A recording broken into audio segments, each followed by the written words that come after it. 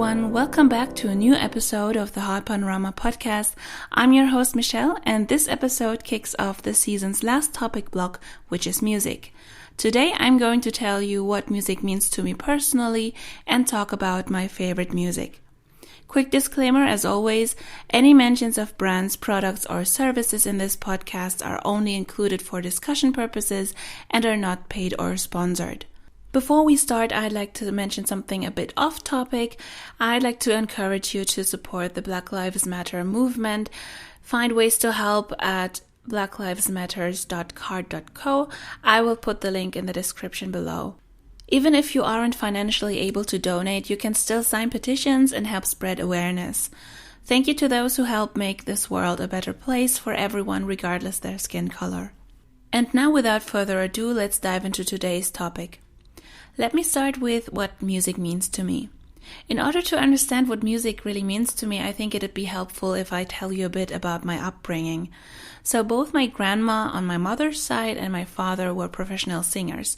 My grandma was doing occasional gigs at parties in the Philippines where she lives, and my dad used to be in an opera choir in the theater until he retired 18 years ago.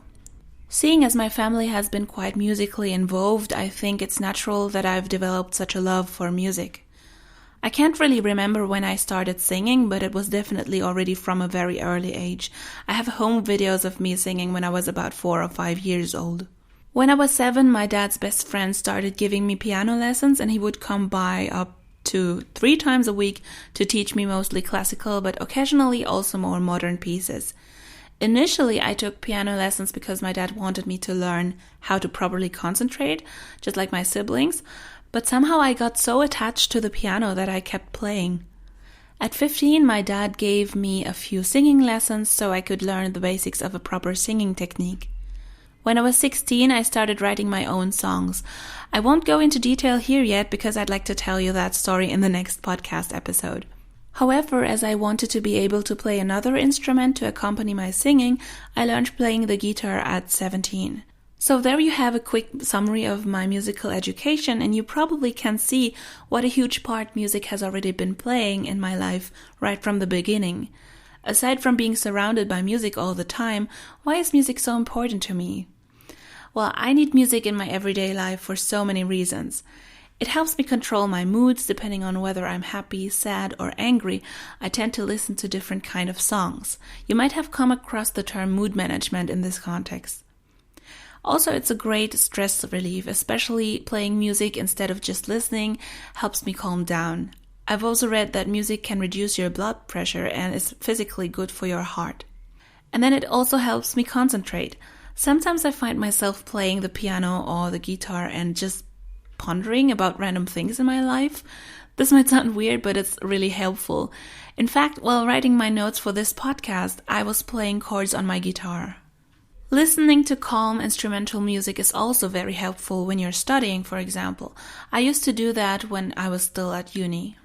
And last but not least, it helps me process my feelings. When I'm writing my own songs, it helps me process what I'm going through in different stages of my life.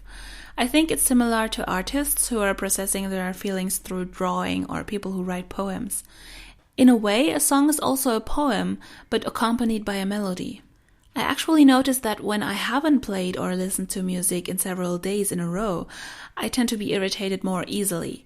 Of course, it depends on some other factors too, but I think music has to do with it at least a little bit. I can't imagine my life without music, and I get sad when I think about people who are deaf or whose hearing is impaired, so they can't experience music the way we do. In general, I guess everyone experiences music differently though. Now that I talked a lot about music in general, you might wonder what music I actually listen to. I actually did a podcast collaboration a while back when I talked about this with my friend Lina. I'll link to that old podcast at the end of this episode.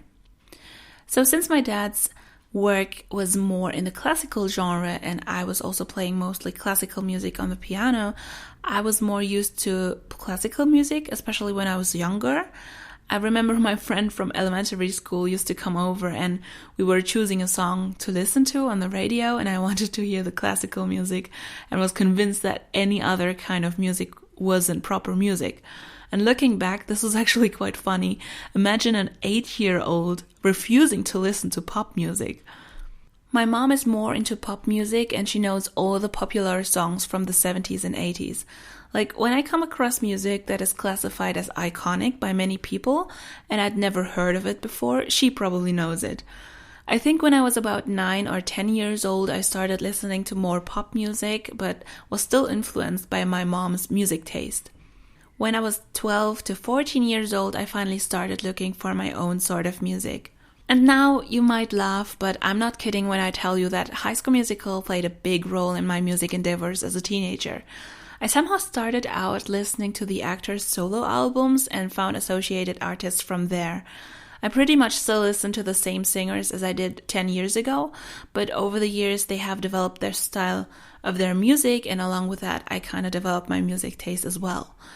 So singers whose music I've been listening to for ages, like for years already, are, for example, Ariana Grande, Taylor Swift, Selena Gomez, Pixie Lott, Olly Murs, and Jesse McCartney, just to name a few. Sometimes I listen to songs from the current top charts as well, but I feel like the music from the early 2010s was the best so far. But maybe I'm just biased because I associate those songs with my later teenage years, which was a really good time. Who knows? Thinking back to what kinds of music or what music genres I've liked the most over the past 10 to 15 years, I think I'm a pretty solid fan of pop music. However, I also enjoy the occasional country or folk song, R&B, and dance.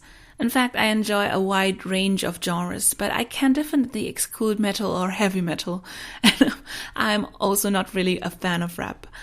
And I don't actively listen to classical music anymore, but it's more like something that I enjoy hearing play in the background or playing it on the piano myself. How about you? What role does music play in your personal life? And what music do you like listening to the most? Please let me know in the comments below. Thank you so much for listening until here. If you enjoyed this podcast episode, please remember to give it a like. Also, don't forget to subscribe and ring the notification bell to stay tuned for next week's episode where I'll talk about my songwriting. Also, if you're interested in my music, I am currently re-recording my old songs and I'm going to upload them on my other YouTube channel soon. So if you don't want to miss the release of a whole bunch of my songs, you can head over to youtube.com/MichelleAngeliMusic and subscribe there as well. Thank you so much for your support. Until next week, and stay safe. Bye!